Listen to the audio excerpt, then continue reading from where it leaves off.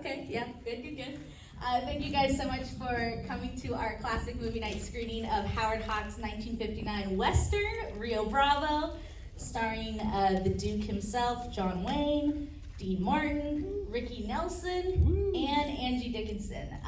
This does mark the final entry in our 4-part series celebrating Howard Hawks.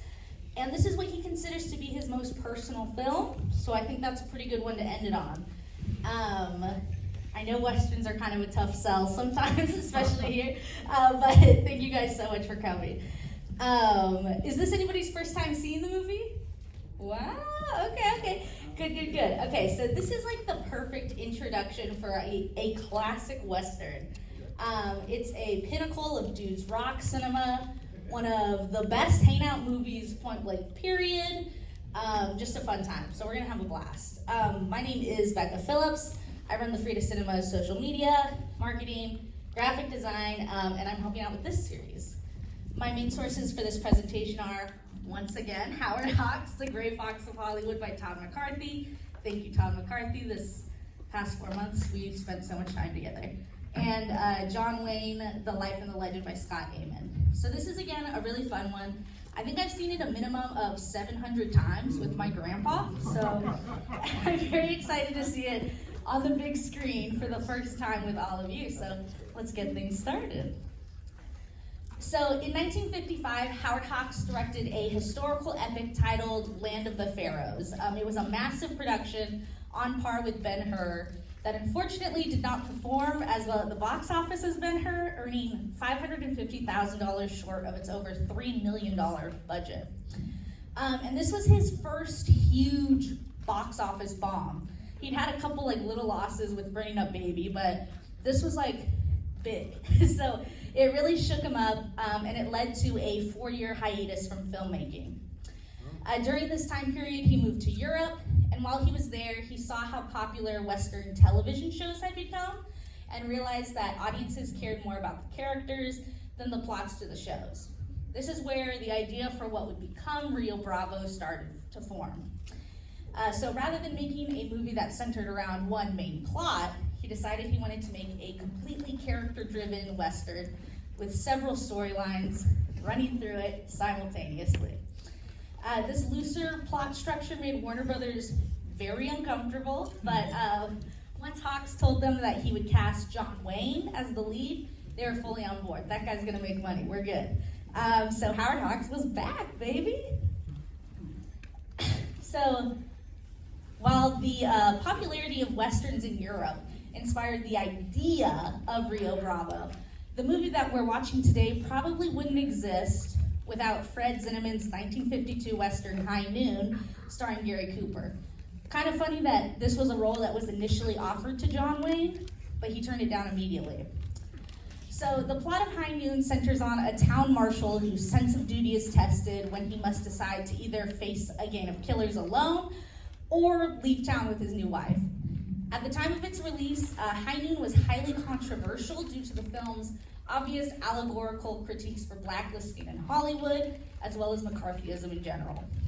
For a little background, the Hollywood blacklist in the 50s involved a period where individuals working in the film industry were denied employment due to suspicion of communist ties or associations.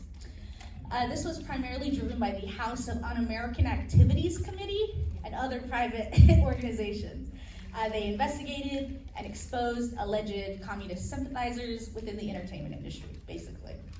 Similarly, McCarthyism, also known as the Second Red Scare, was the political repression and persecution of left-wing individuals.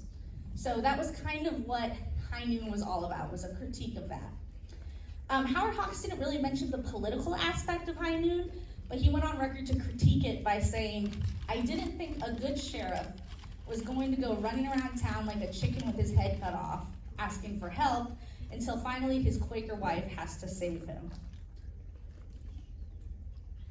Now, John Wayne, on the other hand, called High Noon un-American and stated that he didn't regret helping run the film's writer Carl Foreman out of the country.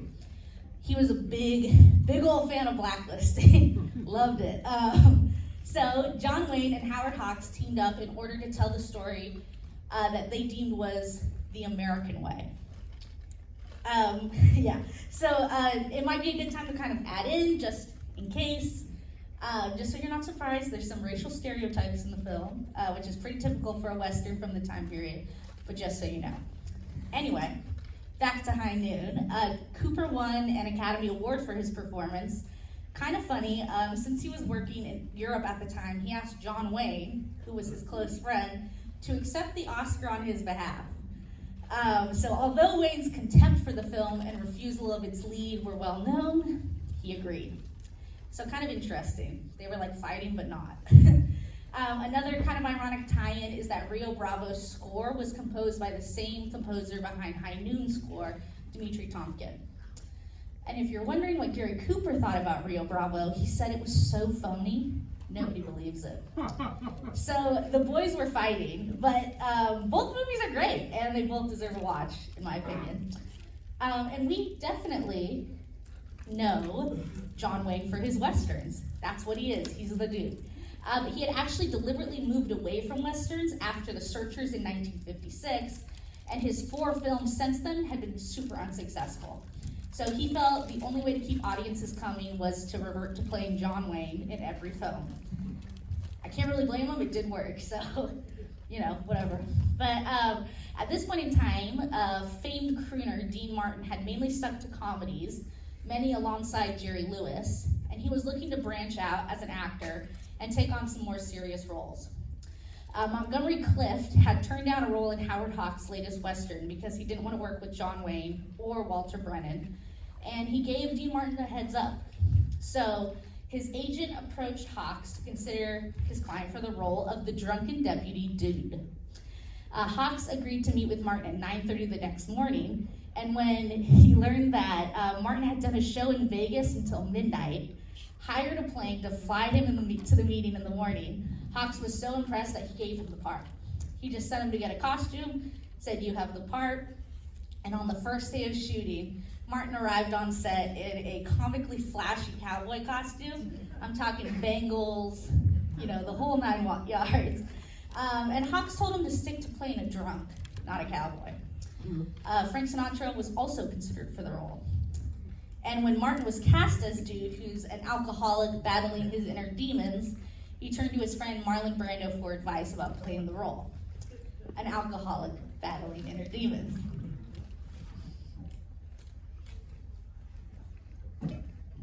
Now, for the role of Colorado Ryan, which is a great name, Hawks wanted a teen idol cast in the role. His first choice was Elvis Presley, of course, who was super enthusiastic about the opportunity, but Elvis Presley's manager, the Colonel Tom Parker, wanted too much money, and he wanted top billing over everybody else. So Hawks or Wayne, they weren't going to have any of it. And the search continued until they found Ricky Nelson. Now, Hawks wasn't super on board with it. He thought that Nelson was too young, too lightweight, and he deliberately gave him the fewest possible number of lines for a third-billed star. However, he later admitted that having Nelson's name on the poster probably added $2 million to the film's box office performance. So, you know, we got the money. But for the romantic lead, they decided on, right here, the beautiful Angie Dickinson, after Hawks had seen her in the Perry Mason episode, The Case of the One-Eyed Witness. And this is a classic 50s thing. But for publicity, the production had her legs insured by Lloyd's of London. And kind of a fun thing about her character is that a lot of her dialogue was inspired by Lauren Bacall's in To Have and Have Not. You'll notice after the first kiss, she says, "It's better when two people do it," recalling the phrase, "It's even better when you help." And again later when she says, "I'm hard to get, you're gonna have to say you want me," she's recalling Bacall's, "I'm hard to get, Steve. All you have to do is ask me."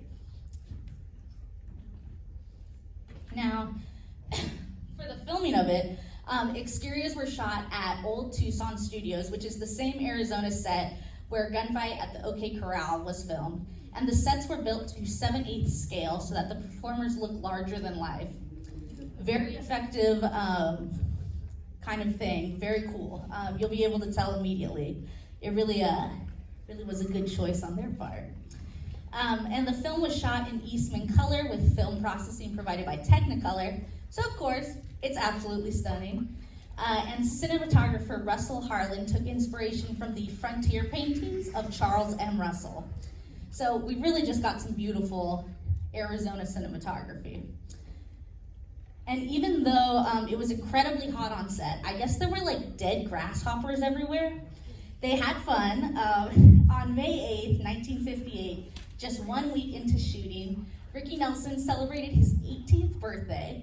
And as a gift, sweethearts that they are, John Wayne and Dean Martin gave him a 300-pound sack of steer manure, which they threw Nelson into as a rite of passage.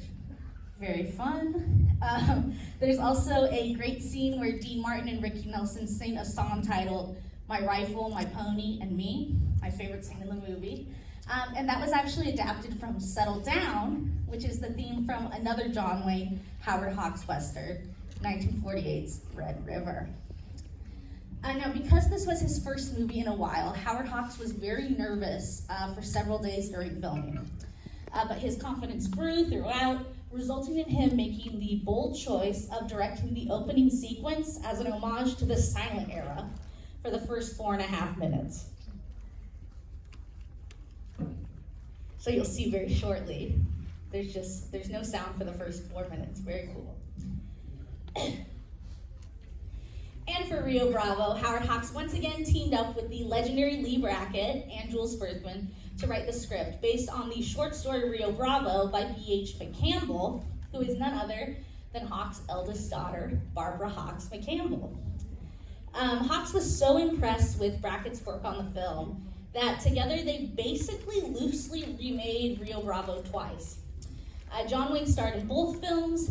One was released as El Dorado in 1966 with Robert Mitchum playing a variation of Dean Martin's original role, and then there was Rio Lobo in 1970.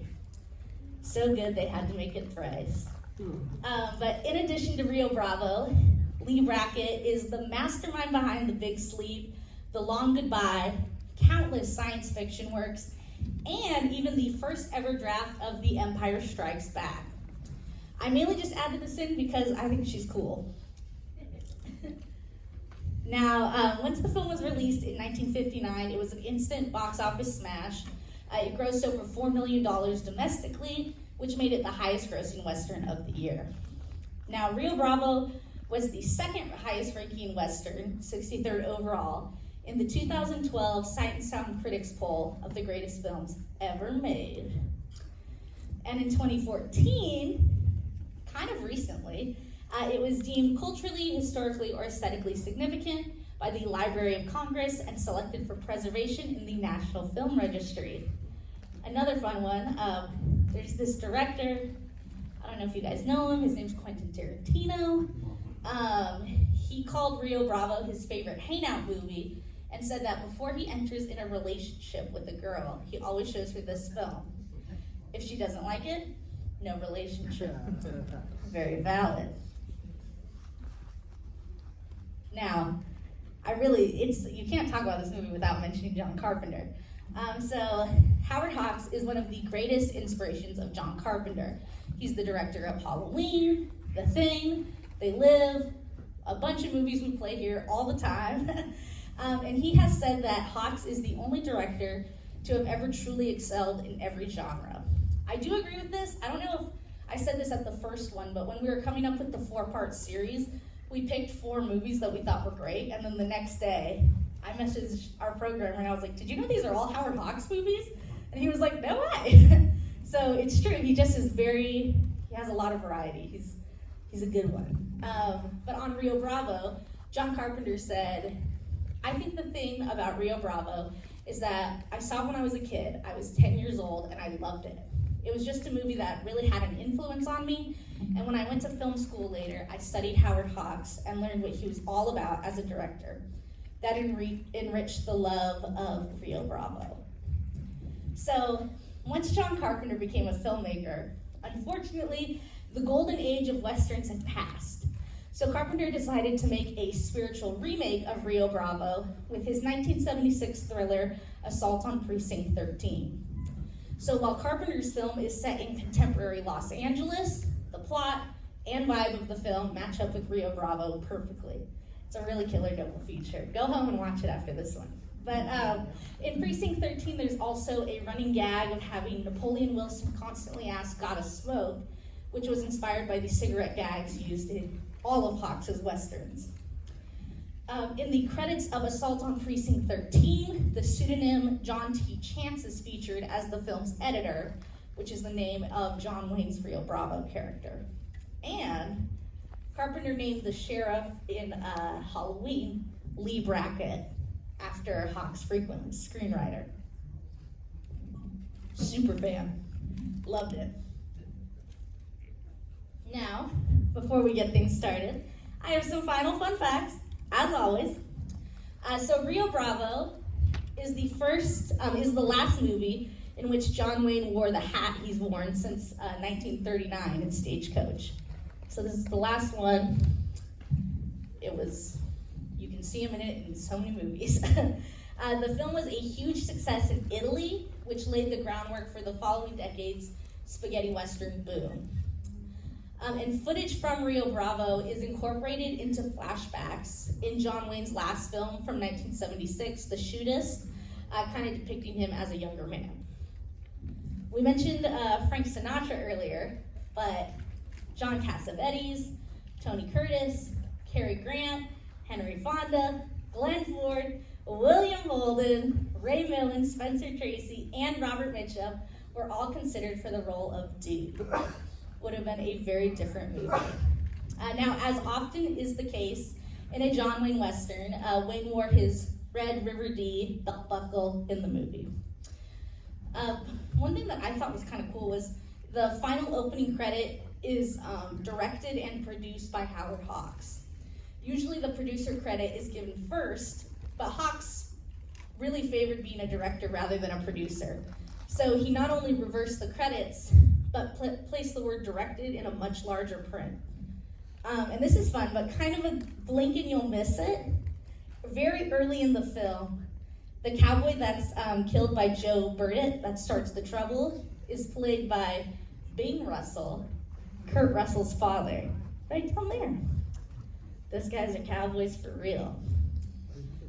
Now, we're about to get the movie started with very limited trailers, but thank you guys all so much for listening. I hope you enjoy the film, and join us next month on May 21st as we kick off our next quarter of classic movie nights with The Night of the Hunter, celebrating its 70th anniversary. So very excited about this one. Simply one of the greatest films of all time. So ahead of its time in the genre of horror.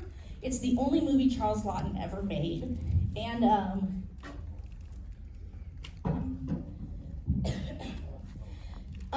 it's visually really impactful due to its expressionistic style, very inspired by silent films, and legacy-wise with its influence on directors like Fassbinder, Robert Altman, Spike Lee, Martin Scorsese, the Coen brothers, and Guillermo del Toro.